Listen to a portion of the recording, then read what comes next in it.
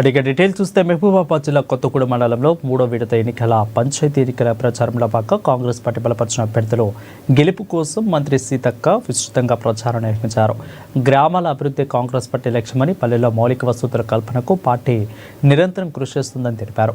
గ్రామాల అభివృద్ధి కోసం పనిచేసే కాంగ్రెస్ పార్టీ బలపరిచిన అభ్యర్థులను భారీ మెజార్టీతో గెలిపించాలని ఆమె ఓటర్లను కోరారు. ఈ ఎన్నికల్లో ప్రజలు సరైన నిర్ణయం తీసుకుని అభివృద్ధికి ఓటు వేయాలని మంత్రి సీతక్క పిలుపునిచ్చారు. కాంగ్రెస్ చేతిలో పెట్టడం జరిగింది. ఎందుకంటే పంచాయతీరాజ్ శాఖ మంత్రిగా సీతక్కనే ఉంది. గ్రామ పంచాయతీలు బాగుపడాలన్నా, గ్రామాలలోకి రోడ్లు గాని నిధులు గాని రావాలన్నా సీతక్క ఉంది కాబట్టి అత్యధికంగా నిధులు తీసుకొస్తారనే ఉద్దేశంతో మొదటి విడతలో దాదాపుగా 40 గ్రామ పంచాయతీలు కాంగ్రెస్ కి ఇవ్వడం జరిగింది. 38 పంచాయతీలు మరి ఎలక్షన్లు అయితే దాదాపుగా మరి 48 ఎలక్షన్లు అయితే 38 కాంగ్రెస్ కి ఇవ్వడం జరిగింది.